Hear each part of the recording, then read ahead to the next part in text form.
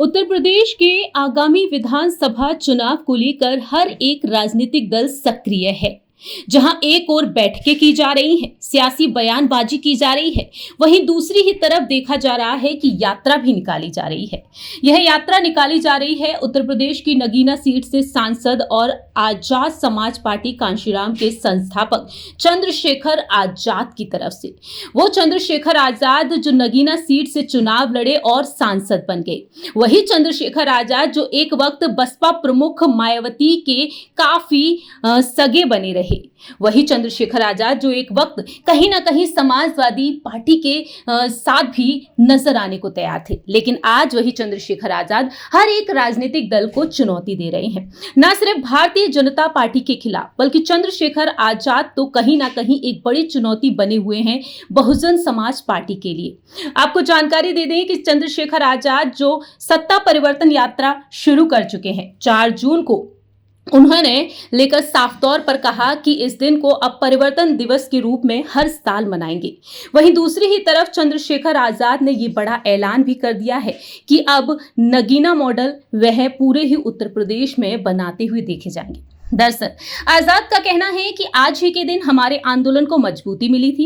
उनका कहना रहा कि जिस प्रधानमंत्री नरेंद्र मोदी गुजरात मॉडल लेकर आए थे, उसी तरह आजाद समाज पार्टी पूरे उत्तर प्रदेश और देश में नगीना मॉडल लेकर आएंगे। अगर कमजोर वर्ग के लोग इकट्ठा हो जाएं तो वो सत्ता को उखाड़ फेंकने में कोई बड़ी बात नहीं है। आपको जानकारी दे दें कि चंद्रशेखर आजाद उत्तर प्रदेश के हर एक जिले से यात्रा शुरू करने के लिए मुहिम छेड़ चुके हैं। ऐसे में चंद्रशेखर आजाद बयानबाजी भी कर रहे हैं। चंद्रशेखर आजाद बीजेपी के लिए भी चुनौती बने हुए हैं। नगीना सीट पर जीत हासिल करने के लिए उन्होंने एड़ी चोटी का बल लगाया, वहीं नगीना सीट से उन्होंने जीत भी हासिल करके दिखाई।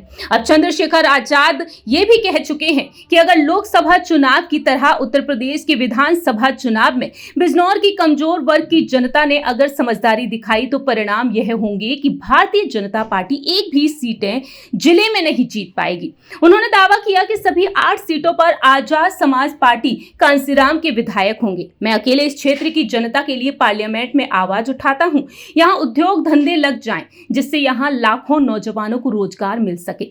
साथ ही साथ आरोप यह भी लगाया कि सत्ता में बैठे लोग नहीं चाहते कि मेरे क्षेत्र के लोगों की पीड़ा दूर हो, कि बिजली, पानी और सड़क से बढ़कर भी बहुत सारी जरूरतें हैं।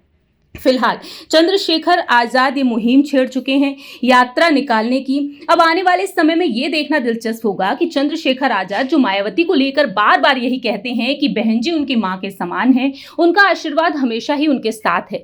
बसपा में शामिल होने की बात पर भी चंद्रशेखर आजाद ने यही कहा कि आज भी बहन जी का आशीर्वाद उनके साथ है। लेकिन कहीं ना कहीं दलित वोट बैंक को साधने में जिस तरह से चंद्रशेखर आजाद कामयाब होते हुए अब भी दिखाई दे रहे हैं, आने वाले समय में कहीं ना कहीं मायावती की पार्टी के लिए, मायावती के लिए एक बड़ी चुनौती बनकर उभर कर सामने आ सकते हैं। अब यही देखना होगा कि आखिरकार बसपा सुप्रीमो मायावती क्या कुछ अहम फैसला लेती हैं।